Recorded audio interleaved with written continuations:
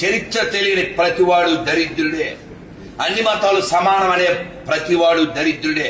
ఇంకా వాళ్ళ దగ్గర ఉమ్ము ఉత్సా వేసింది కొనుక్కుని తినే ప్రతివాడు దరిద్రుడే.